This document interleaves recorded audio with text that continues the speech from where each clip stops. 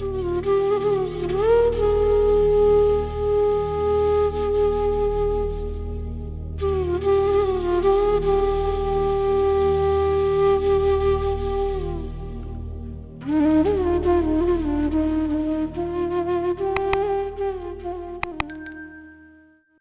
का वचन है जो मिला कि बड़े मंदिर में सोना नहीं चाहिए वरना गुरु जी का आशीर्वाद अधूरा रह जाता है। हमारा जो बड़ा मंदिर है वो 12 तीर्थ स्थानों का धाम है और गुरु जी ने बहुत ब्लेसिंग्स डाली हैं और खुद गुरु जी यहाँ मंदिर में दर्शन देते हैं और अपनी संगत को ब्लेस करने के लिए आते हैं। और अगर हम सोकर ये ब्लेसिंग्स अपने होना नहीं चाहिए। हमें मंदिर में जो शब्द चलते हैं, भजन चलते हैं, उन्हीं से हमें अपने गुरु जी के साथ अपना जो कनेक्शन है वो स्ट्रॉन्ग करना चाहिए और उन्हीं से हमें हमारी प्रॉब्लम्स के आंसर भी मिलते हैं। जय गुरु जी। संगत जी, सॉरी गुरु जी अगर मैं कुछ गलत बोल जाऊं, क्या करें, आपकी बख्शिश है हजार और हमारी जुबान बहुत छोटी है, समझ नहीं आता कि शुरू कहाँ से करूं मेरे मालिक। अब 2001 में गुरु जी का बुलावा आया और शुक्राना उन आंटी का जो मुझे वहां ले गए। उन दिनों मेरे छोटे बेटे की शादी की बातचीत हो रही थी उन्हीं आंटी की बेटी के साथ। तो ऑब्वियसली उन्होंने गुरुजी से बातचीत की होगी, तो गुरुजी ने बोला मुंडे दी मां नु लेके आए थे। तो वो आंटी मुझे बुला के ले गई। एक दो बारी उन्होंने बोला कि हमारे गुरुजी बुला रहे हैं, चलो आप। तो शुरू में थोड़ी हिचकिचाहट या कुछ भी कह लो, हम नहीं जा पाए। फिर तीसरी बारी फिर आंटी ने बोला तो हम आधे रास्ते में मिले और एम्पायर रोड की तरफ चले गए। वहां जाके पहली बार में ही नहीं कहूंगी कि क्या हुआ, लेकिन कुछ ऐसा ही लग रहा था कि जैसे ये जगह जानी पहचानी सी है, ये रूप भी मेरा जाना पहचाना सा है, क्योंकि बचपन से ही मैं साईं बाबा के मंदिर रोज जाती थी। तो अजीब सा पीस भी मिला और कुछ कंफ्यूजन भी थी। एनीवे, लाइन में लगे हुए थे तो लाइन में आगे पीछे में और वो आंटी हो गए और फिर हम गुरुजी के चरण छू के जैसे जैसे इशारा होता गया हम लोग बैठते गए। थोड़ी देर के बाद गुरुजी ने प्रसाद देने के लिए लाइन लगवाई। तो वहां गुरुजी तब अपने हाथ से कभी हलवा प्रसाद, कभी जलेबी, कभी कुछ न कुछ देते रहते थे। तो वो प्रसाद लेके गुरुजी के छोटे छोटे हाथों से थोड़ा थोड़ा प्रसाद मिलता था, लेकिन बाहर पहुंचते पहुंचते तक वो हमारी मुट्ठी और हाथों में इतना भर जाता था कि हम लोग वो एक हाथ में नहीं रख पाते थे और स्ट्रेट अवे मुंह लगाना पड़ता था। खैर वो खा पी के हाथ साफ करके फिर हमारे लंगर के राउंड लगते थे। तब लंगर खाया, जिस राउंड में भी बारी आ गई, डिपेंडिंग कि कितनी संगत है उस टाइम पे, तो हम लोग लंगर के लिए बैठ जाते थे। अब लंगर के बाद फिर लाइन लगी कि गुरुजी से आज्ञा लेनी है। तो उस टाइम गुरुजी कोई कोई संगत को बिठा लेते थे, किसी किसी को वो भेज देते थे। अब पहली बार में गुरुजी का और मैं वो आंटी इकट्ठे ही थे जब माथा टेकने के लिए लंगर के बाद। तब आंटी ने गुरुजी को बताया कि उन्होंने मुंडे दी मां। तो गुरुजी कहते मैंने पता है कि ना। तो उन्होंने बोला कि ना रूपा। तो चंगा बैठ जाओ। तो हम लोग सब वहां बैठ गए। फिर काफी देर बैठे रहे रात को 12 साढ़े 12 बजे तक। काफी संगत को छुट्टी मिल गई, हम लोग बैठे हुए थे और भी थोड़ी संगत थी। तो बैठे रहे फिर बहुत देर के बाद गुरुजी ने बोला चलो जाओ फिर छुट्टी। चले गए हम लोग। फिर तो एक बारी फिर अगले हफ्ते फिर हम पहुंच गए, क्योंकि अब बातचीत उन्होंने भी करनी थी। अब आगे क्या करने हैं गुरुजी, शादी की डेट करनी है, मुंडे दी मां पसंद आई कि नहीं आई, मुंडा पसंद है कि करना है कि नहीं करना। इसी तरह चलते चलते 2-3 हफ्ते और निकल गए और फिर आंटी ने गुरुजी से शादी की डेट पूछी। गुरुजी ने उनको बताया कि जिਵੇਂ भी कर लो। तो तब तक हमारी थोड़ी बहुत बातचीत हो चुकी थी डेट के बारे में। तो ये लोग चाहते थे जैसे कि दिसंबर के फर्स्ट वीक में शादी हो जाए या सेकेंड वीक हो जाए। जैसे नॉर्मल होता है कि 12-13 के बाद फिर शादियां नहीं करते। और मुझे था मेरी सारी फैमिली अब्रॉड है, एक ही मेरा रियल ब्रदर है और वो रहता कनाडा में, और उसके बच्चे तब स्कूल और यूनिवर्सिटीज में थे, और बाकी मेरे जितनी भी फैमिली थी सब कोई काम वाले हैं, तो क्रिसमस हॉलीडेज में ही सब आ सकते थे। तो मैंने इनको बोला कि दिसंबर एंड में ही हम रख सकते हैं, उससे पहले हम लोग नहीं रख सकते, क्योंकि ऑब्वियसली मेरे घर में पहली पहली एक मेरे बेटे की शादी है, तो मैं चाहूंगी मेरा रियल ब्रदर और फैमिली आए। तो जब इन्होंने गुरुजी से बात करी तो हम दोनों ही वहां गुरुजी के चरणों के पास बैठे थे। तो आंटी ने बताया कि हम लोग ये चाहते हैं, तो गुरुजी ने कहा एक ही चाहते हैं। तो आंटी ने बोला कि ये लोग तो दिसंबर एंड की बात कर रहे हैं, तो गुरुजी कहते चंगा कोई गल नहीं, तो दिसंबर एंड कर देना, क्योंकि गुरुजी ने कभी भी कोई तारीख, डेट, कलर वलर किसी बात का कोई वो नहीं था, परहेज नहीं किया था, ना ही वो मानते थे इन बातों को। इनका कोई करिए दिसंबर एंड कर लेना। तो जी हम लोगों ने 25 दिसंबर की डेट फिक्स करे। अब 25 दिसंबर की डेट तो फिक्स हो गई, शादी की तैयारी भी शुरू हो गई, सब कुछ हो गया। और उस दिन गुरुजी ने कितनी संगत को ब्लेस किया, कितनी संगत को कहां कहां से ब्लेस किया, इस बात का अंदाजा हम लोग नहीं लगा सकते। वो मेरे को आंटी की बोलते रहे कि हर रात को ना जैसे गुरुजी का फोन आ जाता था कि 25 कार्ड और भेज देना, 50 कार्ड और भेज देना।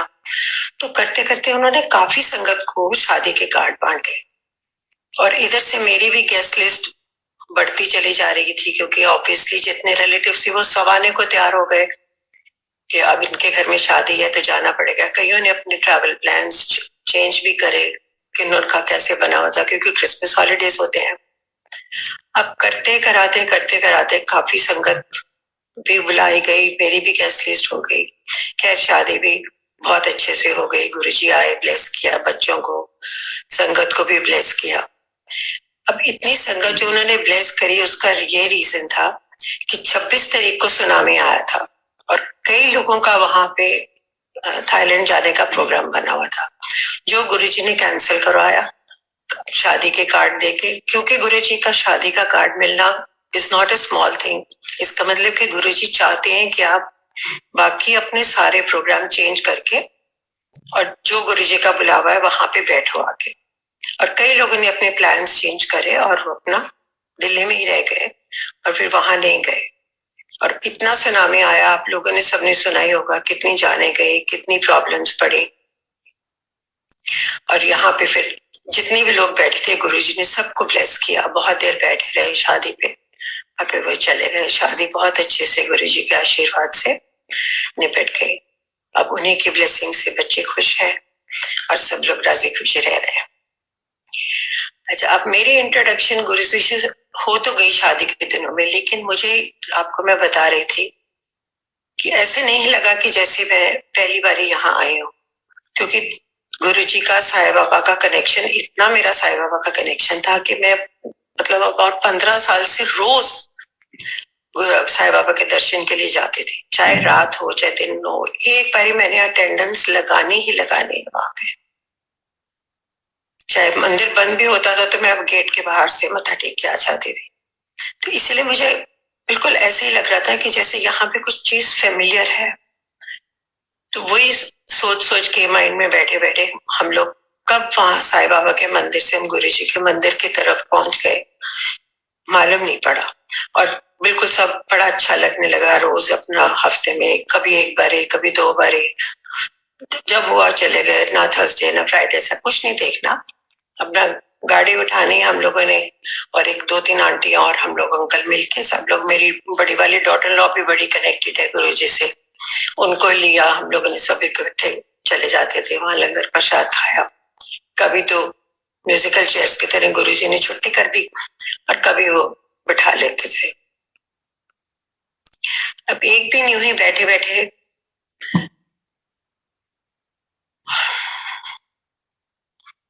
अच्छा, उन्हीं दिनों में 2000 के आसपास मेरा उन दिनों में एचबी बहुत कम रहता था, तो डॉक्टर ने बोला कि आपको सर्जरी करवानी पड़ेगी, क्योंकि ब्लड लॉस बहुत ज्यादा आपका होता है, तो आपको सर्जरी करवानी पड़ेगी। तो यही डामाडोल चल रहा था कि सर्जरी नहीं, कौन कराएगा, मतलब और कोई कॉम्प्लिकेशन हो जाएगी। एवरीबडी इज अफ्रेड कि सर्जरी ना ही हो तो बेटर है। खैर यही करते करते 4-6 महीने निकल गए। तो एचपी काफी ड्रॉप होता रहा, सांस चढ़ता रहा, ऊपर नीचे प्रॉब्लम होती रही। तो अल्टीमेटली फैमिली ने बोला कि करा के खत्म करो, फिर शादी के दिन आ जाएंगे, फिर बिजी हो जाएंगे हम लोग, तो कराओ तो खत्म करो। हमने कहा चलो ठीक है, फाइनल करते हैं, बातचीत कर लेंगे इस बारे में। फिर बातचीत, क्योंकि मैं बिल्कुल एंग्जियस नहीं थी कि मैं सर्जरी कर रहा हूँ। फिर चलते फिरते एक और आंटी थी, उनके घर से फोन आया कि मैं किसी पंडित को भेज रही हूँ आपके घर में, तो आप उनसे बात करो। ये गुरुजी से मिलने की पहले की बात है। तो हमने कहा ठीक है, आप भेज दो। वो पंडित जी आए और वो फेस रीडर थे एक्चुअली। तो 2 मिनट के बाद ही वो मुझे कहते हैं कि आंटी अभी ना इस साल फरवरी के आसपास you will go under the knife, मतलब nothing can stop this surgery, आपकी कोई ना कोई सर्जरी तो होनी ही होनी है। और अब मैं बड़ी कन्विंस कि इनको कैसे पता मेरी सर्जरी होनी है, क्योंकि हम तो ऑलरेडी सोच ही रहे थे। हमने कहा चलो फिर भी ठीक है। हमने कहा थैंक यू वेरी मच, और जो उन्होंने 2-4 बातें बोलनी थी बोली, अपना दक्षिणा ली और चलते बने। अब वो भी चले गए, फिर गुरुजी का बुलावा आ गया, फिर शादी भी हो गई। ये करते करते 1.5 साल निकल गया और मैं सर्जरी के बारे में हम भूल ही गए। और वो छोटी मोटी जो कॉम्प्लिकेशन एचबी की, ऑक्सीजन की, ये सब चल रही थी, वो कब कहाँ गायब हो गई इसका पता ही नहीं हमें। तो आज तक मेरी सर्जरी नहीं हुई जो उस टाइम पे 2000 में होनी थी। ये है गुरुजी की मेहर, वो कब बुला के आपको कब क्योर कर देते हैं, कब ब्लेस कर देते हैं, ये हम लोगों के सोचने की बाहर की बात है। इसी तरह से गुरुजी के दरबार में जब हम बैठे होते थे, लंगर प्रसाद से पहले शब्द चल रहे होते थे, तो ये मेरी 4थी या 5वीं मीटिंग की आपको मैं बात बता रही हूँ कि अंकल एक आए और गुरुजी के हाथ में एक लिफाफा पकड़ा गया, ब्राउन कलर का, थोड़ा बड़ा सा। गुरुजी ने थोड़ी देर तो लिफाफा अपने हाथ में रखा, फिर संगत की तरफ देखते रहे बारी बारी सबको करके, आंखें अपनी घुमा घुमा के दूर दूर तक देखते रहे। फिर वो एक एक को इशारा करके अपनी छोटी सी उंगली से बुलाते और लिफाफे में से एक लिफाफा निकाल के उनको दे देते, फिर दूसरे को बुलाते। तो मेरे घर 5, 6 या 7 लिफाफे रहे होंगे उसके अंदर। अब थोड़ी देर के बाद गुरुजी ने मुझे इशारा किया। मैंने सोचा था कि शायद कोई शादी के कार्ड वार्ड होंगे, गुरुजी बांट रहे होंगे, तो मुझे तो नहीं देंगे कि मैं तो बिल्कुल अभी नहीं हूँ, 4थी या 5वीं बार आई हूँ, तो मुझे तो नहीं मिलेगा। एनीवे, तो गुरुजी ने मुझे इशारा किया तो मैं समझ नहीं पाई। फिर मैंने साथ वाली आंटी को बोला, मैं कहा शायद आपको बोल रहे हैं। तो आंटी कहती नहीं आंटी आपको बुला रहे हैं।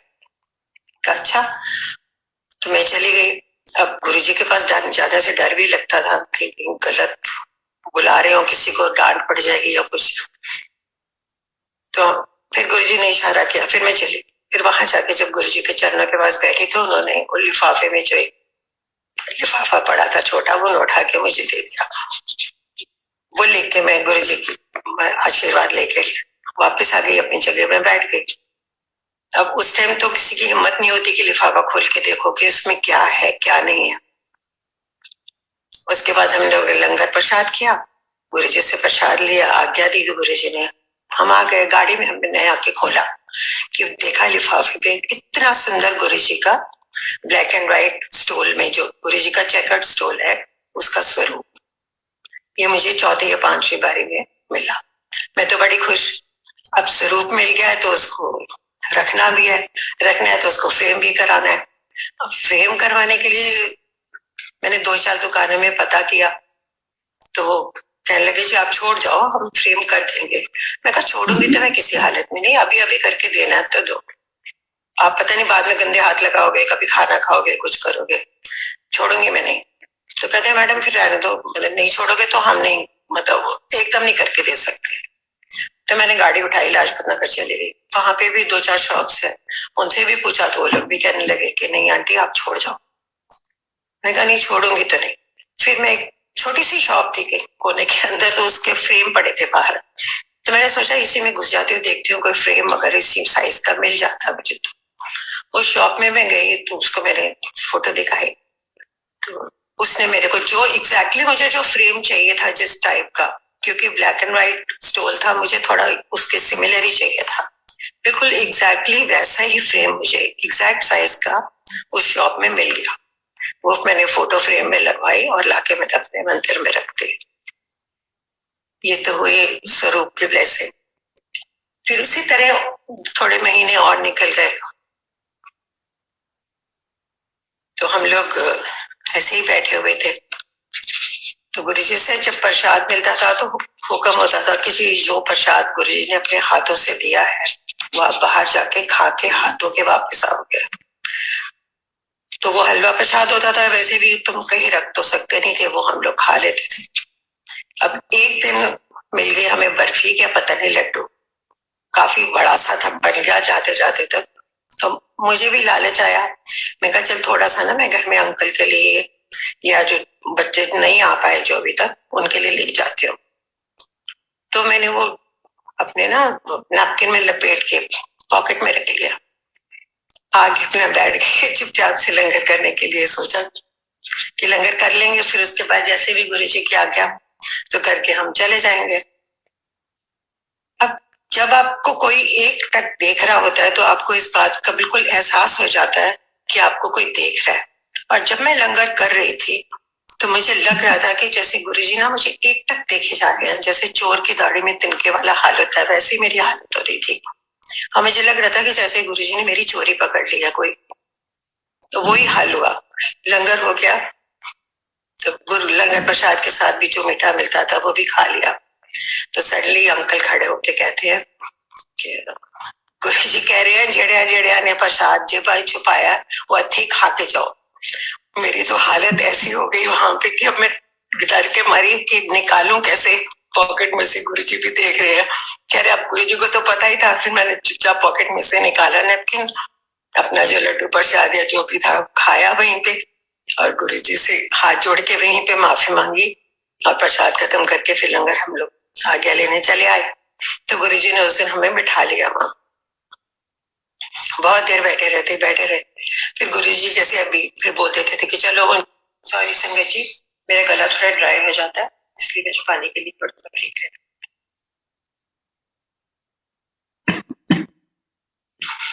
ऐसे ही गुरुजी वहां बिठाए रखते थे और फिर बाद में कह रहे थे कि चलो जाओ, हो गया छुट्टी थोड़ी, चलो हम जाओ शॉपिंग करो, ऐश करो, शादियां तैयारियां करो।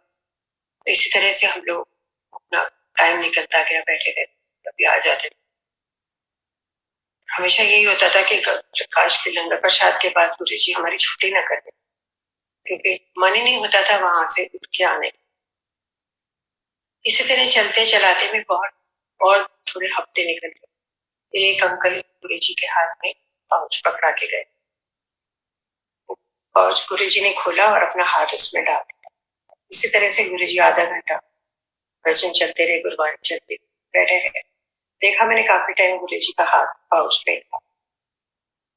बहुत देर के बाद गुरु जी ने एक एक संगत को कभी पीछे से, कभी ऊपर से, कभी कहीं से बुलाना शुरू किया और वो निकाल के पाउच से एक वो भी था वो लेते रहे। अब मैं गुरु जी के बिल्कुल चरणों के पास ही बैठी हुई थी, तो मन में सोच रही हूँ कि गुरु जी इतनी दूर दूर से बुला के दे रहे हैं, तो मैं तो दिख ही नहीं रही गुरु जी को, क्योंकि मन में हमेशा लालच होता है और पता है कि गुरु जी अगर कुछ दे रहे हैं तो it has to be a blessing. तो थोड़ी देर बाद पता नहीं क्यों मेरी आंखों में से आंसू आने शुरू, तो मैं रोने लग गई। वहां रो ही रही थी ऑब्वियसली। तो काफी टाइम ऐसे निकल गया। फिर मुझे लगा कि जैसे गुरुजी एक टक मुझे देख रहे और उनके हाथ में जाता जो भी चीज थी उसको ऐसे ऐसे करके अपने अंगूठे और बड़ी उंगली के बीच में ऐसे रगड़ रहे थे, मल रहे थे। तो बहुत देर के बाद मेरी तो आंखें नीचे हो गई, हिम्मत नहीं पड़ी थी कि मैं गुरुजी की आंखों में आंखें मिला सकूं। कोई भी नहीं मिला सकता एक्चुअली। तो थोड़ी देर बाद एक आंटी ने मुझे हिलाया और बोला कि आंटी आपको गुरुजी बुला रहे। मैंने ऊपर देखा तो देखा गुरुजी मुझे इशारा कर रहे थे। फिर मैं उठ के गुरुजी के पास गई तो गुरुजी ने वो उठा, वो पाउच था उनके हाथ में छोटा सा, उन्होंने मेरे हाथ में रख दिया।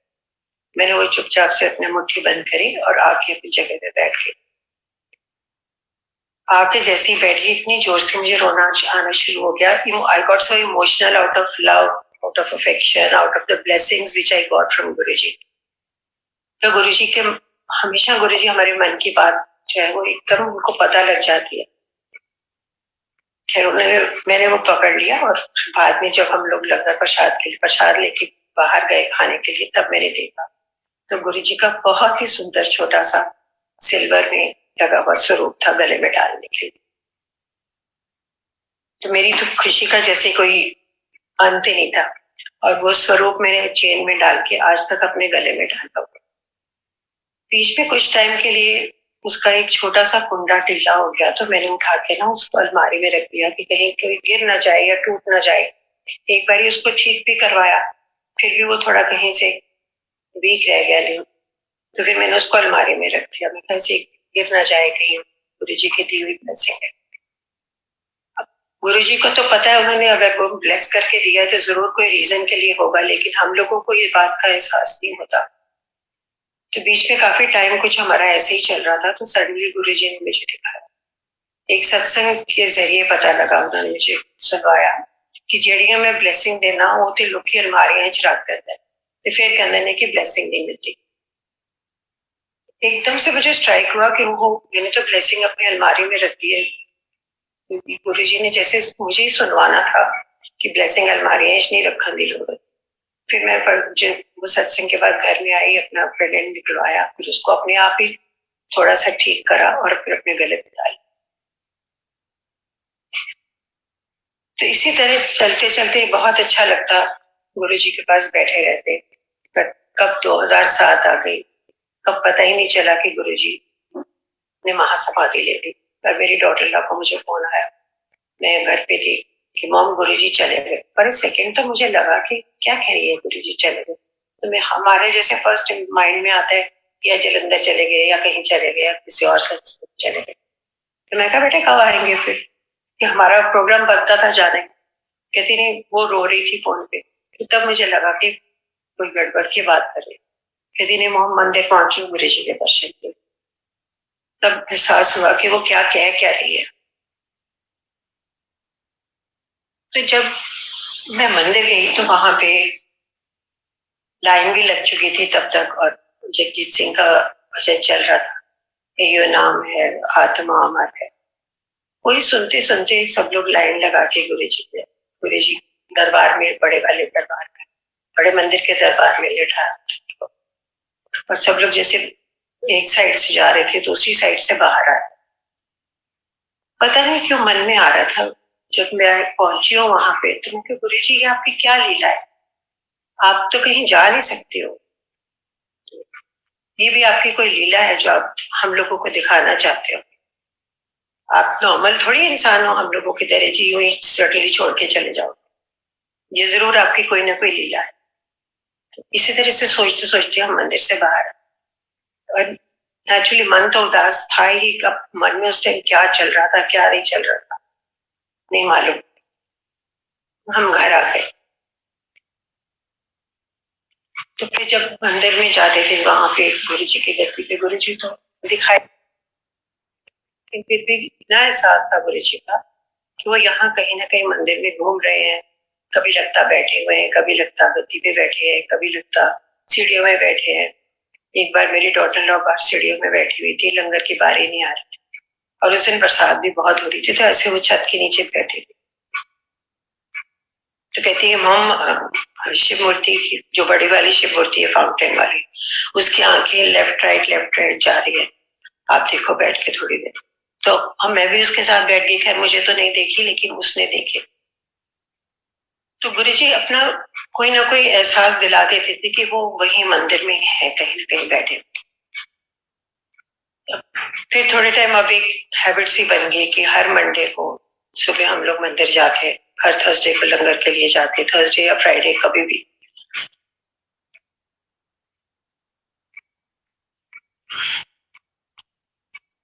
तो फिर मैं देखती थी कि कुछ मंदिर में सुबह आंटी शिव मूर्ति सेवा कर रही होती थी, तो हम लोग पता टेकते थे वहां पे। उसके बाद देखती थी कभी लेट हो जाते थे तो वही आंटी का ग्रुप बना के वो लोग कुछ पढ़ रहे होते थे, फिर पता लगा वो शिव पुराण पढ़ रहे हैं।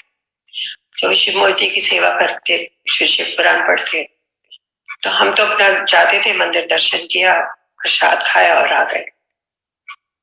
फिर उन दिनों में मेरे को बहुत ज्यादा स्वेयर शोल्डर में, जैसे फ्रोजन शोल्डर होता है उस टाइप से पेन रहने लग गई। बिल्कुल ऐसी हालत हो गई, मैं शोल्डर उठा भी नहीं पा रही थी। और बच्चे भी मेरा मजाक करने लगे कि मम्मी को तो टच मी नॉट हो गई है, मम्मी को हाथ भी लगाओ, या तो सारा दिन हक करती रहती थी, अब हाथ भी लगाओ तो हाथ भी नहीं लगाती, दूर दूर करती हैं। अब मुझे दर्द ही इतनी थी तो मैं क्या करूं। एक दिन सडनली मंडे से थोड़ा हम लेट हो गए थे, तो जो आंटी वहां पे सेवा कर रही थी तो मुझे कहती हैं कि आंटी आप मंडे को सुबह थोड़ा जल्दी आया करो, शिव मूर्ति की सेवा करा करो। फॉर सेकेंड तो एकदम से कोई कह दे कि शिव मूर्ति की सेवा, वो भी हमारे जैसे छोटे इंसान को, बहुत बड़ी चीज थी। तो took me a while to grasp the whole thing कि आंटी कह क्या रही हैं। यानी आंटी आप सेवा के लिए आया करो। तो एक मंडे छोड़ के मैं दूसरे मंडे आप सेवा के लिए पहुंच गए। फिर वो उन दिनों में माइंड में यही चल रहा था कि मेरे शोल्डर में इतनी दर्द है तो मैं कैसे कर पाऊंगी, क्योंकि मैं उनको देखती थी जोर जोर से कपड़ा लेके रगड़ रहे होते थे कि मुझसे होगा कि नहीं होगा। मैंने कहा कोई बात नहीं, गुरु जी का हुक्म है। और बुलावा भी आया सेवा के लिए, जिंदगी में पहली बार। खुश भी बहुत थी, तो पहुंच गई वहां पे। अब आप लोग बिलीव करोगे, उस दिन मैंने सेवा करी है तो थोड़ा सा मेरे हाथ में स्ट्रेच था। उसके अगले मंडे मैंने सेवा करी तो मेरा ऑलरेडी 50% शोल्डर बेटर हो गया। और थर्ड टाइम तक मेरा शोल्डर की दर्द कहाँ गई मुझे खुद भी मालूम नहीं कि दर्द कभी थी भी मुझे। एकदम से सब कुछ नॉर्मल, बाएं भी नॉर्मल, शोल्डर भी नॉर्मल, हर चीज की मूवमेंट भी नॉर्मल हो गई, सब कुछ ठीक ठाक हो गया। ये हमारे गुरु जी की मेहर है, वो कब बुला के कहाँ पे ब्लेस आप लोगों को कर देते हैं कुछ मालूम नहीं है। हम लोग तो सोचते ही रह जाते हैं कि अच्छा कैसे कहेंगे, कैसे दर्द होएगी, कैसे ठीक होएंगे, पता नहीं गुरु जी करेंगे क्या करेंगे। पर गुरु जी को सब पता है, वो जैसे भी करेंगे बहुत अच्छा ही करेंगे। और ये हमने देखा हुआ है कि जब हम शिव मूर्ति की सेवा करते थे, गुरु जी तो हमेशा लोगों की बीमारियां अपने ऊपर ले लेते। कभी उनके हाथ सूजे होते थे, कभी उनके पांव सूजे होते थे, कभी आंखें खुली हुई हैं, कभी चेहरा उदास है, कभी बहुत खुश होते थे। और कभी इतनी सर्दी में दिसंबर जनवरी के महीने में शिव मूर्ति के ऐसे गर्म होती थी कि जैसे अभी अभी गुरु जी उठ के बोल पड़ेंगे या चल पड़ेंगे। इतनी लीलाएं उन्होंने दिखाई हैं उन्हीं दिनों के अंदर।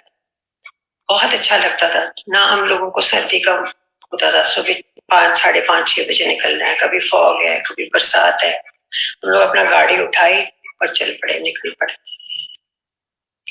एक दिन हुई रात को जब हम सेवा के लिए लंगर के लिए सारे गए हुए थे, तो उन दिनों में बेसमेंट में बुला के राउंड लगते थे लंगर के। लंगर करके हम बाहर बैठे हुए थे आके स्लैब के ऊपर। तो किचन की कुछ आंटीज अंदर बाहर घूम रही थी, सिर पे वाइट टोपी लगा के, जो कि किचन में टोपी लगा के सेवा करती। और मैं ऐसी मन ही मन में सोच रही थी कि मैं कहा गुरु जी कितना अच्छा लग रहा है ना, तो मैं भी कभी टोपी ऐसे लगा के घूमूं। बस ऐसे ही मन में हल्का सा ख्याल आया। तो उसके बाद हम लोग अपना हाथ वाथ धोए, आ गए घर में। निकल 2-3 मंडे निकले होंगे तो हमारे मंडी की कोऑर्डिनेटर आंटी थी, उन्होंने मुझे बोला कि आंटी किचन की ना तो गर्मी की छुट्टियां शुरू हो रही हैं, तो किचन की बहुत आंटी छुट्टी जा रही हैं, तो आप लोग थोड़े टाइम के लिए टेम्परेरी किचन में सेवा करना चाहोगे अगर आप कहीं नहीं जा रहे तो। मैं कहा आंटी आपने क्या कह दिया, कहीं जा भी रहोगे तो हम नहीं जाएंगे, कैंसिल कर देंगे, कुछ भी होगा, आपने किचन के लिए बोला तो डेफिनेटली मैं जरूर आऊंगी। मैंने अपने डॉटर से बात करी, कहती हाँ मॉम जरूर चलेंगे। तो उन्होंने कहा था कि 2-3 घंटे के लिए दोपहर को आ जाना, उसके बाद क्योंकि इतना रश नहीं होता तब तक हमारा काम खत्म हो जाता है, जैसे 4 बजे तक। हमने कहा ठीक है आंटी हम आ जाएंगे। तो तब छोटी सी किचन थी वहां साइड में जो हम सेवा के लिए जाते। अपनी तरफ से तो वी वर प्रिपेयर्ड कि हमने क्या करना है। सेवा 2 घंटे की 3 घंटे में हुई, 3 घंटे की 5 घंटे हो गई। मन ही नहीं करता था कि तुम बाहर निकलो और फिर घर आ जाओ। करते करते संगत भी बढ़ती चली गई, सेवा टाइमिंग्स भी बढ़ते गए, किचन बड़ा वाला बनना था तो अंदर बाहर होता रहा।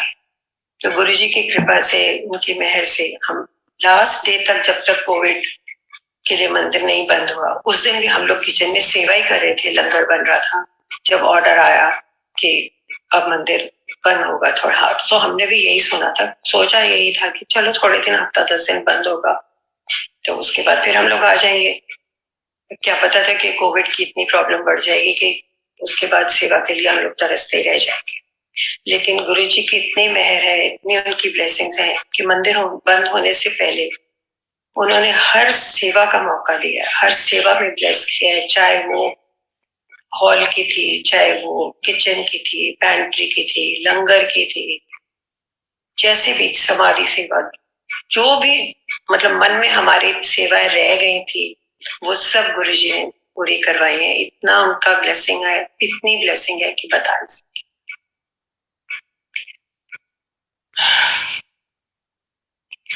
ये तो हुई, चलो ये बात ये है कि मेरे अंकल को इतनी ब्लेसिंग है गुरु जी की, चाहे वो मंदिर ज्यादा नहीं गए, अभी तक मैं कल टोटल 3 या 4 बार ही मंदिर गए होंगे। थोड़े रेस्टलेस टाइप हैं, मना भी नहीं करते किसी को कुछ करने के लिए, लेकिन वो बैठ नहीं सकते।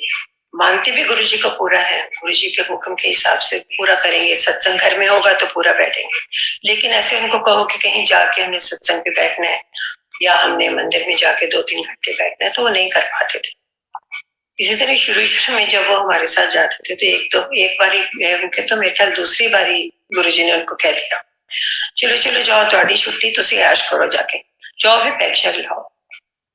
तो सब लोग हंस पड़े, ये भी बड़ा हंसे। खैर लंगर प्रसाद करके हम उस दिन घर आ गए। तो मैंने इनको बोला, मैंने कहा गुरु जी आपके चेहरे पे लिखा हुआ है कि आप जैसे शाम को ना पैक लगाते हो, तो गुरु जी को भी मालूम है। हंसने लग गए। तो उसके बाद ये 1-2 बारी ही गए होंगे। तो इनको इतनी ब्लेसिंग है गुरु जी की कि मतलब कह रहे हैं, बताऊं मैं कैसे। 2008 के आसपास अंकल को कैंसर हो गया।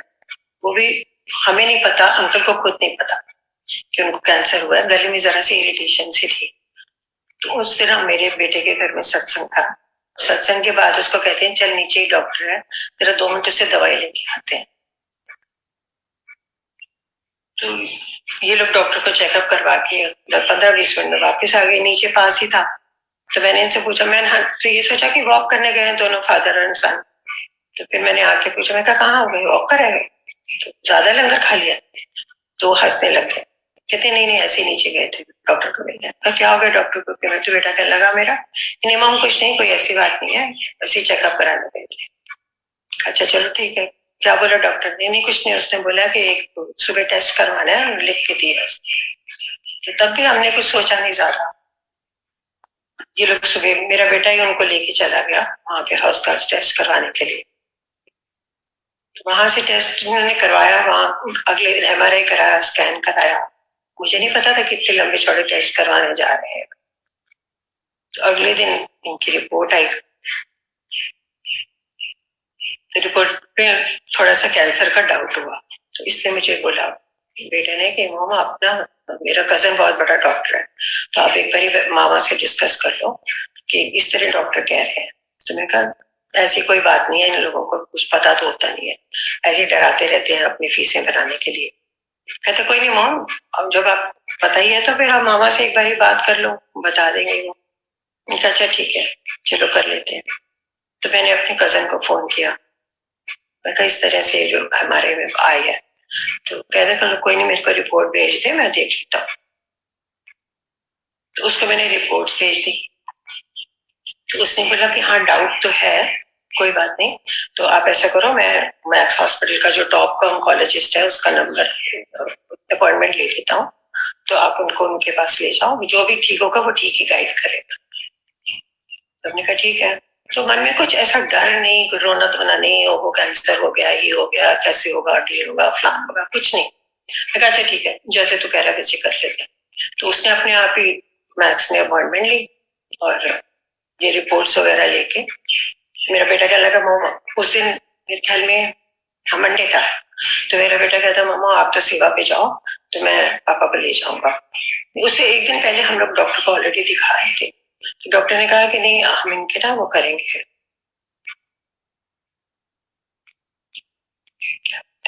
इनका कोई टेस्ट करेंगे, तो आप इनको मंडे को ले आओ, सुबह का टाइम करेंगे। मैंने कहा ठीक है। तो मंडे को मेरी सेवा थी। मैं तो बेटा मेरा कहने लगा मम्मी आप जाओ, मैं इनको ले पापा को ले जाऊंगा मैं वहां पे। दोनों बेटे इनको ले गए, बेटी की भी सेवा थी वो भी चली गई। तो ये अपना वहां पे का टेस्ट वेस्ट करवाया और शाम को घर लेके आ गए। अब रिपोर्ट आने में 1-2 दिन लगने थे।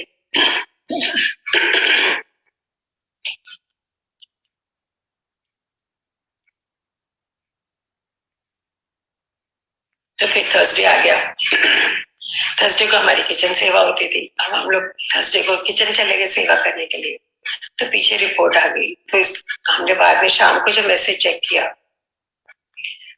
हाँ बायोप्सी होनी थी, तो शाम को हमने अपने मैसेज चेक किया, क्योंकि फोन तो हम रख देते थे, सुबह अलाउड ही नहीं होते थे किचन में। शाम को जब चेक किया तो उसमें बेटे का ऑलरेडी मैसेज आया, बता कि mom cancer is confirm, so doctor is saying we have to perform surgery immediately, we should not delay it also. अब उस टाइम देखो अराउंड 6:30-7 बजे का टाइम था। तो मैंने 1 सेकंड के लिए अपनी डॉक्टर को बोला मैं कि चलें घर। तो फिर हम ऐसे सोच ही रहे थे। अब चेहरे से पता लग जाता है कि इंसान जैसे थोड़ा सा अपसेट है। तो हमारे किचन के कोऑर्डिनेटर आंटी कहने लगी क्या बात है? तो हमने कहा नहीं ऐसी कुछ नहीं, थोड़ी सी परेशानी। तो हम सोच रहे थे कि जाएं। तो कहने लगी नहीं सेवा तो खत्म हो गई, अभी लंगर लगने लगा, खा के और लेके जाना, आप तो अंकल के लिए लेके जाते हो लंगर। तो हाँ जी आप कह तो ठीक रहे हो। फिर हम लोगों ने लंगर लिया, अंकल के लिए लंगर पैक कराया और हम लोग आ गए। और उस टाइम भी कोई मन में ऐसा हलचल नहीं, कोई तूफान नहीं कि कैंसर हो गया, हो अंकल को कैंसर हो गया, क्या बनेगा क्या नहीं। इतने काम गुरुजी ने इतनी हिम्मत दी उस टाइम पे भी कि तुम्हें घबराने की क्या जरूरत है, जब मैं देख रहा हूँ, मैं कर रहा हूँ अपने आप सब कुछ। और आप देखो मंडे को हमारी सेवा होती है, मंडे को उनका पहला टेस्ट हुआ, थर्सडे को हमारी सेवा होती है, थर्सडे वाले दिन उनकी बायोप्सी का रिपोर्ट आई। हम लोग लंगर लेके घर चले गए।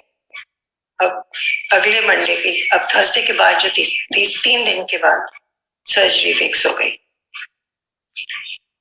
अब सर्जरी का टाइम डॉक्टर ने 10:30-11 बजे का दिया था। तो तब भी बेटा मेरा कहने लगा कि मम्मी आप जाओ, तो मंदिर होके आप सीधे वहीं पे आ जाना हॉस्पिटल। 10:30 तो कह रहे हैं, करते कराते जब तक ओटी में ले जाएंगे तैयार करेंगे तो 12 तो बज ही जाने हैं। मैं कहा ठीक है मैं होके आती हूँ। तो मैं फिर मंडे को गई, वहां से जल प्रसाद लिया, सेवा खत्म करी, जल प्रसाद लिया, तो हॉस्पिटल पहुंच गई सीधे मैक्स। वहां पे उनको अभी लेके नहीं गए थे, लाइन में लगे हुए थे। तो मैंने इनको जल प्रसाद पिलाया, गुरु जी का स्वरूप मेरे हाथ में ही था, तो टच कराया। मैं कहा कोई नहीं घबराओ, सब ठीक हो जाएगा। तो ये मुझे बार बार अंकल यही कह रहे हैं मुझे किस बात की सर्जरी कर रहे हो, तुम लोग क्यों मुझे यहाँ ले आए हो हॉस्पिटल, मुझे कोई तकलीफ नहीं है, कोई कुछ नहीं है।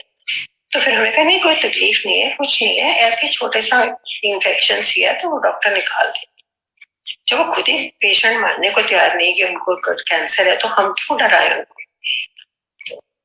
हमने कहा नहीं कोई नहीं, गुरुजी ने आपको ब्लेस करा, देखो ये जल पी कुछ नहीं है आपको। कहते हैं हाँ ठीक है तुम लोग चलो घर चलो। हमने कहा नहीं अब बस जरा सी इन्फेक्शन है, वो निकाल देगा डॉक्टर, तो चलते हैं घर। अब ये ओटी में चले गए, वहां 3-4 घंटे का ऑपरेशन इनका चला। बाहर निकले तो डॉक्टर ने हमें बता दिया कि मैंने इनके अंदर से लिम्फ नोड्स वगैरह सब निकाल दिए हैं, इन्फेक्शन अब बिल्कुल नहीं है, तो आपको कोई घबराने की बात नहीं।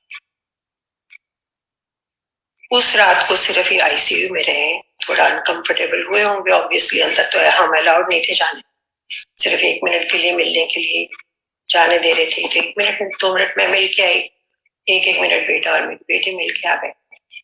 तो हम लोग बाहर कमरे में ही सोए थे। तो सुबह जब बेटा गया आईसीयू में, तो बड़े मजे से चेयर पे बैठ के न्यूज़पेपर पढ़ रहे हैं। तो बड़ा हंसा, कहते मॉम देख मैं जरा पॉप की फोटो खींच के लिए आया वहां से, तो क्योंकि अभी आईसीयू में से कमरे में नहीं लाए थे। तो कहता मॉम देखो पॉप तो ऐसे बैठे जैसे यहाँ पे हॉलिडे पे आए हुए थे। तो पॉप से इन्होंने पूछा पॉप आपको कोई दर्द वर्द है? कहते नहीं कुछ नहीं है। कहते मेरा मुंह ना टाइट टाइट लग रहा है क्योंकि बैंडेज बंधी हुई थी सारी। तो उसने कहा हाँ आपकी जरा सी बैंडेज बंधी हुई है, तो उतर जाएगी तो वो ठीक हो जाएगा। थोड़ी देर बाद वो इनको बैंडेज जो जितनी निकाल सकते थे निकालते हैं, बाकी ट्यूब्स सब लगी हुई थी, रूम में ले आए, ऑब्जर्वेशन के लिए रखा, फिर रूम में ले आए। नर्स भी बैठे हैं, हम लोग भी बैठे हैं, जो ड्रेनेज हो रही है, जो कुछ भी कह रहा ऑपरेशन के बाद के पोस्ट ऑपरेटिव चक्कर के वो चलते रहे। और वो थर्सडे का दिन था, ऑपरेशन भी हो, मंडे का दिन था, ऑपरेशन हो गया। अब 3 दिन और निकल गए। Improvement was very good by Guruji's grace. अब थर्सडे को डॉक्टर कहने लगे जी आप इनको बेशक घर ले जाओ। वेडनेसडे को इसने बोल दिया था कि आप बेशक लिए जाना चाहते हो तो ले जाओ, क्योंकि खाना पीना तो इन्होंने अभी ट्यूब से ही है, मुंह से तो इनको कुछ देना नहीं है, तो नर्स है आपके पास, आप इनको घर जाके लुक आफ्टर कर लेना। तो मैं को नहीं, वेडनेसडे को तो नहीं, हम जाएंगे तो थर्सडे को ही जाएंगे। तो हम थर्सडे को इनको घर ले आए। अब देखो जिस दिन इनकी थर्सडे को रिपोर्ट आई थी और हमें मंदिर में पता लगा था कि अंकल को कैंसर है, तो फर्स्ट मन में क्या ख्याल आया, बाद में मैं सोची थी, मैं कहा हम लोग कितने स्टूपिड है, पर मन में उस टाइम ख्याल ही है कि गुरुजी व्हाट द हेल, अब सेवा नहीं हमने मिस करनी यार, अपने आप देख लेना। ये मन में मेरे ध्यान आ रहा था उस टाइम। अब थर्सडे को ही हम लोग इनको घर ले आए। तो थर्सडे को भी घर लाके मैं अपना सब सेटल किया, नर्स के को समझाया, मेडिकेशन वगैरह दी, और थोड़ा लेट हो गई पर हम सेवा के लिए निकल गए। फिर रात को घर आए, इसी तरह टाइम निकलता रहा और अंकल की आस्ते आस्ते इम्प्रूवमेंट भी होती गई। फिर इनकी ट्यूब निकल गई, हील हो गए, अपना रेगुलर मूवमेंट शुरू हो गई। और आप बिलीव करो, ये आज तक मुझसे पूछते हैं कि तुम लोग मुझे हॉस्पिटल क्यों ले गए थे, मेरी किस बात की सर्जरी हुई थी, क्योंकि थोड़ा सा नेक के पास में एक कट है जो उनको दिखता है ऑब्वियसली, क्या काटा था, क्यों ले गए। तो अभी तक अगर उनको बोल भी दो ना कि कैंसर है तो इस बात को मानने को तैयार नहीं होते कि नहीं मुझे कोई तकलीफ ही नहीं थी तो तुम लोग क्या तमाशा कर रहे हो कि कैंसर था। करने को कुछ नहीं था, गुरुजी ने सब टेक केयर कर लिया। तो इसी तरह एक दिन हम लोग मंदिर में बैठे हुए थे, तो इन्होंने मंदिर में बाहर निकल के देखा तो अंकल की मिस कॉल आई थी। वैसे कभी मंदिर में हमें फोन करते नहीं थे, चाहे मंदिर कोई जाए या ना जाए, मैं सारा दिन घर से बाहर रहती थी, सुबह जाते थे हम लोग, निकलते थे, रात को आते थे मंदिर से। और कभी भी इन्होंने इस बात के लिए मुंह नहीं बनाया था या हमें नहीं रोका था या बोला हो कि तुम लोग सारा दिन घर से चले जाते हो छोड़ के मुझे, ये कुछ नहीं, ना बीमारी के टाइम ना बीमारी के बाद, आज तक नहीं कभी बोले थे। उस दिन देखा तो इनकी मिस कॉल आई हुई थी। फिर हमने रास्ते में जब निकले वहां से तो फोन किया कि क्या बात है, आपने फोन किया था, सब ठीक तो है, आपको पता तो है हम मंदिर में फोन नहीं उठाते। कहते हैं हाँ मुझे मालूम है, लेकिन बात ही कुछ ऐसी थी कि तुम्हें बताना जरूरी था। कि मैं लेटा हुआ था तो सडनली कमरे में इतनी ज्यादा फ्रेग्रेंस आने लग गई रोजेस की और गुरुजी की, तो मैं इतना ज्यादा ओवरवेल्म हो गया कि मैं किसको बताऊं, इसलिए मैंने तुम्हें फोन कर दिया। इनका अच्छा, कहते हैं मुझे लगा जैसे गुरुजी मुझे मिलने आए। ऑब्वियसली इतनी फ्रेग्रेंस आई है तो गुरुजी आपको मिलने ही आए होंगे ना। कहते हैं हाँ। मैं कहा आपकी तबीयत ठीक है? कहते हैं हाँ मैं तो बिल्कुल ठीक हूँ, मुझे क्या हुआ। इनके पेट डायलॉग है कि जब भी पूछ लो आपकी तबीयत ठीक है, हाँ मैं तो बिल्कुल ठीक हूँ, मुझे क्या हुआ। और ये गुरुजी की इतनी ब्लेसिंग है इन पे, मतलब शायद ही इन्हें कभी कभी बुखार हुआ हो या कोई प्रॉब्लम हुई हो। अब लास्ट ईयर हमें घर में हम लोग 3 लोग रहते हैं, मैं, मेरी बेटी और अंकल, हम दोनों को कोविड हुआ है। और हमको यही डर कि अंकल को ना हो जाए, क्योंकि और कौन देखेगा घर में, मेड्स को आना बंद है, सर्वेंट कोई नहीं है घर में, बुला रहेगी कोविड के डर से। और इन दिनों में कोविड बिल्कुल पीक में था, पीक से थोड़ा पहले था। तो हम दोनों यही डरे हैं कि पापा को ना हो जाए कहीं पे कुछ इन्फेक्शन। अब वो मानते भी नहीं, अंदर भी नहीं बैठने को तैयार कि मैं क्यों अंदर कमरे में बैठूं, कोविड तो हुआ है तो बैठो। अरे हम अगर कमरे में बैठ जाएंगे तो आपको खाना कौन देगा या आपको लुक आफ्टर कौन करेगा, यही सोचते रहते थे, अपने आप को ढक ढक के इनको देखना करना। और इतनी मेहर है गुरु जी की कि बिल्कुल एकदम ठीक ठाक ही रहे हैं, कोई प्रॉब्लम नहीं, कोई कोविड के टाइम भी कुछ नहीं हुआ। अभी भी बड़ी ब्लेसिंग है गुरु जी की, और बड़ा शुक्राना गुरु जी का कि उन्होंने इतना हमको देखा और वो देख रहे। गुरु जी का प्यार इतना है अपनी संगत के साथ कि उसको एक्सप्रेस कर पाना बहुत मुश्किल है। और मुझे आदत है कि मैं जब तक किसी को हग न कर लूं या अच्छे से कस के पकड़ न लूं, मुझे प्यार की समझ में नहीं आती, क्योंकि शुरू से बचपन से ही मैं बहुत पैम्पर्ड रही हूँ। कभी मम्मी से हग करनी, ब्रदर से करनी, एक एक ब्रदर है मेरा और हमारी फैमिली में कोई है नहीं, या कजन्स हैं तो उनके घर में, मासियों के घर में कोई बेटी नहीं है, तो सब लोगों का मेरे साथ बहुत प्यार है और हम लोग हमेशा एक दूसरे को हग करके ही अपना प्यार जताते रहते। तो इसी तरह से एक दिन मैं बड़ी उदास थी रात को, मेरी मम्मी की शायद बरसी थी। तो हो रहा था, चाहे हम जितने भी बड़े हो जाए, लेकिन हमें फिर भी होता है कि हमें कोई हक करे या हमारे सिर पे कोई हाथ रखे या हमें कोई प्यार करे किसी तरह से, जैसे कोई हौसला दे किसी बात की। तो गुरु जी के साथ बातें करते करते रात को मैं ऐसी सो गई। मैं गुरु जी आज मन बड़ा उदास है, मम्मी की भी बहुत याद आ रही, अगर एक हक मिल जाती तो मेरे को कितना अच्छा लगता। उसी रात को बिलीव करके ड्रीम में गुरु जी ने दर्शन दिए और एक बड़ा सा हॉल है और गद्दी पे गुरु जी बैठे हैं। तो और फिर मेरे को इशारा, जैसे स्वरूप के लिए उन्होंने इशारा किया था वैसे ही अपनी उंगली उठा के इशारा करते हैं और कहते इधर आओ। तो मैं उनके पास गई, चरणों के पास बैठी और मुझे कह रहे हैं की गल है तो जी मुझे ना हक चाहिए, ताकि होया फिर आजा, फिर आप कर लेने। गुरु जी ने ऐसे अपनी बाहें खोली और मैं ऐसे ठा करके गुरु जी के गोदी में गिरी और पकड़ के कस के उनको पकड़ के कितनी देर तक मैं बैठी रही हूँ मुझे नहीं पता। और वहीं रोती रोती मेरी आंख खुल गई और मैं इधर उधर देख रही हूँ गुरु जी कहाँ है, गुरु जी आप कहाँ। तो गुरु जी तो अपना मुझे हक करके प्यार करके चले।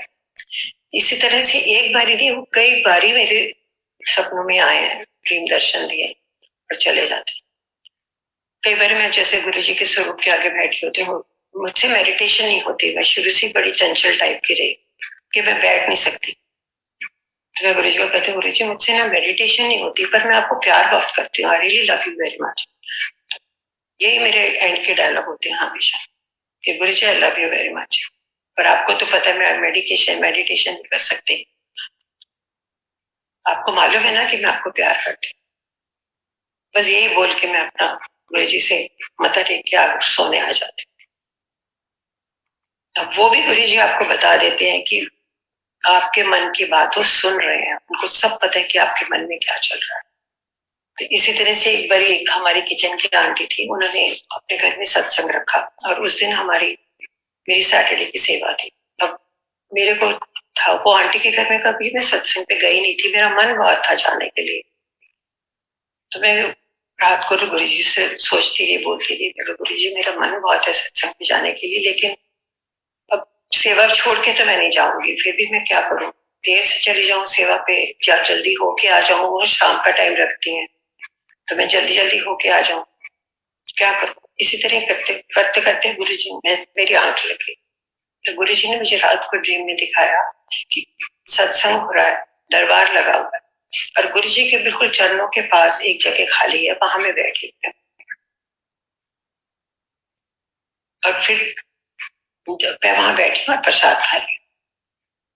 तो इतने में थोड़ी देर के बाद सत्संग हो रहा और मेरी आंख खुल गई। तो मैंने सुबह उठ के गुरु जी को बोला, मैं समझ गई गुरु जी आप चाहते हो कि मैं आज सत्संग पे चली जाऊं तो मैं चली जाऊंगी, पर मेरी सेवा फिर भी मन वहीं हो रहा था। अब बिलीव करोगे थोड़ी देर के बाद हमारी पैंट्री की आंटी का फोन आता है, मैसेज आया ग्रुप पे, कहते हैं कि आज सेवा नहीं होगी, आज वो बच्चे आ रहे हैं जो स्पेशल नीड्स वाले, तो हम लोग ना वो करेंगे, डिस्पोजेबल्स निकालेंगे, तो आप लोग अगर चाहो तो आज छुट्टी कर।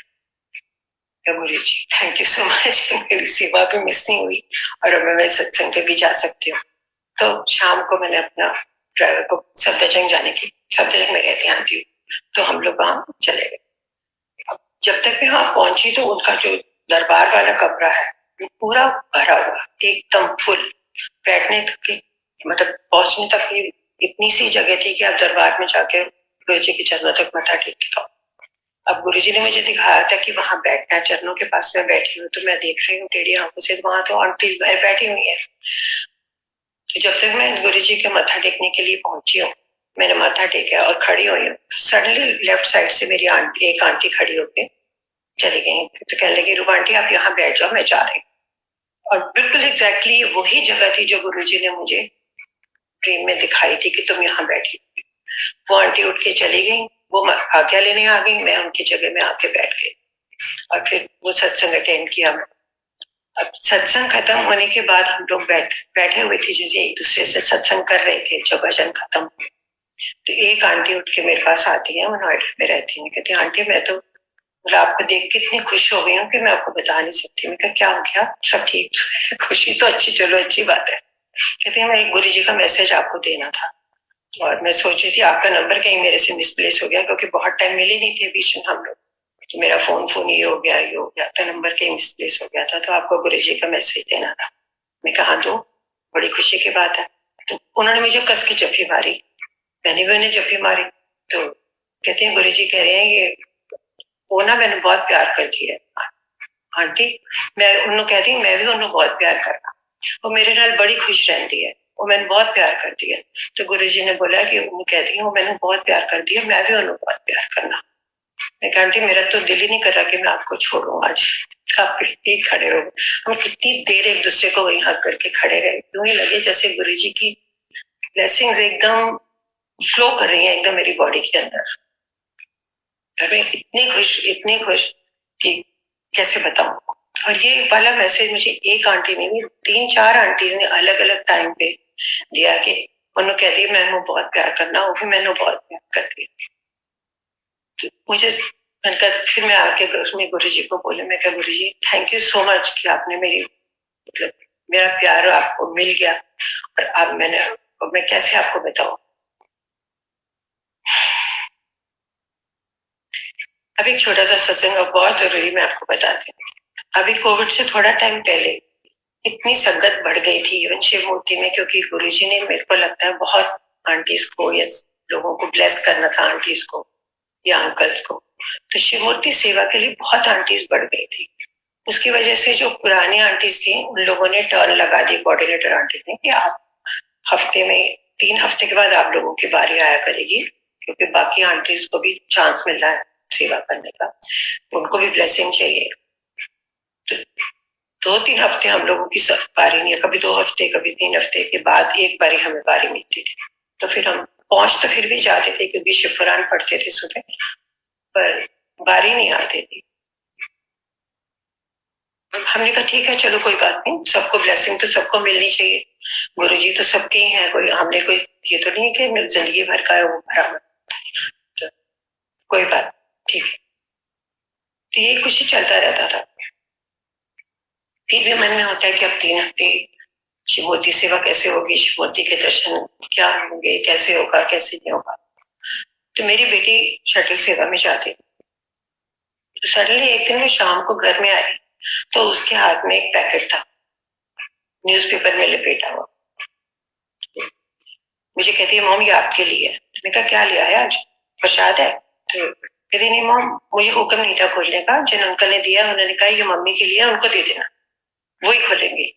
तो काफी भारी सा पैकेट था, तो मैंने कहा, और वो अंकल आए लखनऊ से। अच्छा, तो मैं कहा कौन अंकल है? कहती मैं भी नहीं उनको जानती, चांस की बात देखो गुरु जी की क्या मर्जी थी कि वो सुबह जब मैं गई हूँ तो मेरी शटल में बैठ के वो मंदिर दर्शन के लिए गए हैं, और थोड़ी देर बाद जब वो दर्शन करके आए हैं तो मेरी शटल में ही वापस आए हैं। और 2-3 दिन के बाद तो तब मुझे बोल गए थे कि मैं लखनऊ जा रही हूँ। और फिर जब वो लखनऊ से वापस आए हैं फिर बाई चांस वो मेरी शटल में था। बाई चांस थोड़ी, ये तो गुरु जी का हुक्म था तभी आपकी शटल में पहुंच जाए। कहती हाँ मम ये बात तो है कि गुरु जी का हुक्म था तभी तो मेरी शटल में बैठे हो। तो तब उन्होंने वो पैकेट उसको दिया। अब ऑब्वियसली घर तो वो शाम को ही आएगी अपनी सेवा के बाद, तब इसने मुझे दिया। कहती मोम खोलो क्या है? तो मैं कहा अब इतना भारी हो सकता है गुड़ होगा या कुछ और होगा। तो कहती मुझे नहीं पता माम, मैंने नहीं खोला, उन अंकल ने कहा था मम्मी खोलेगी। तो मैं जैसे जैसे कागज उतारती जा रही हूँ, अंदर से लड्डू फूट रहे हैं या जैसे गूज़बम्स हो जाते हैं कि अंकल क्या ले आए। तो मुझे जानते नहीं, बेटी को भी नहीं जानते, क्या ले आए वो हमारे लिए। और जैसे ही मैंने लास्ट न्यूज़पेपर का कवर उतारा तो आप बिलीव नहीं करोगे, मेरे हाथ अगर मैंने कस के ना पकड़ा होता तो शायद मेरे हाथ से छूट जाता होता। इतनी सुंदर ब्रास की शिव मूर्ति उसके अंदर, बिल्कुल यूं ही लगे जैसे मंदिर की शिव मूर्ति छोटी होके हमारे पास आ गई। और जैसे गुरु जी को मालूम था कि आगे आगे क्या टाइम आने वाला है, तो तुम लोग सब लोग मंदिर मिस करोगे। वो शिव मूर्ति मैंने अपने मंदिर में रखे और लाख बार करोड़ बार कितनी बार भी गुरु जी का इस बात के लिए मैं थैंक यू करूं, शुक्राना करूं वो कम है। अब वो हमारे मंदिर, अब मुझे लगता है कि जैसे मंदिर हमारा पूरा हुआ है। और ये मंदिर भी पूरा गुरुजी ने अपनी मर्जी से करवाया। जब गुरुजी ने हमें एक फ्लैट बख्शा, उसमें हम लोगों ने जो हमने सोचा था कि जिस कमरे में हम गुरुजी का दरबार बनाएंगे या जिस दीवार पे हम गुरुजी का स्वरूप लगाएंगे, वो दीवार की हम जब भी इंटीरियर करवाने की सोचते, तो उस पे मेरा हमारा मन था मेरा कि जैसे स्टोन टाइल्स की फिनिश पीछे करवा के स्वरूप लगा के सुंदर सा, तो वैसे करें। पर वो रात को टाइल्स लगा के जाती लेबर, सुबह आते तराई करने के लिए, तो सारी टाइलें जमीन पे गिरी होती, फिर वो लगाते, फिर गिरी होती। इसे करते करते वो 3-4 बारी में सारी टाइल्स नीचे आ जाती, वो दीवार पूरी नहीं हो पा रही थी। अब फिर टाइलें कम पड़ गई क्योंकि काफी टाइल्स टूट गई हैं बीच में, तो दोबारा मैंने ऑर्डर करी। मैं टाइल अब ऑर्डर करने में तो उसने बोला कि जयपुर से आएंगी टाइल, राजस्थान से, तो टाइम लगेगा। करते कराते 2 ढाई महीने लग जाएंगे, क्योंकि जो कलर अब आपको चाहिए बनवाना पड़ेगा। हमने कहा ठीक है तुम बनाओ, हमें कोई जल्दी नहीं थी। तो टाइलें अब उस दौरान गुरुजी ने दिखा दिया 2 महीने के अंदर कि मेरे को वो दीवार नहीं पसंद, मेरे को वो कमरे में भी नहीं रहना, मेरे को जहाँ रहना है, जहाँ तुम्हारा मेन हॉल है, मेरा स्वरूप वही लगेगा।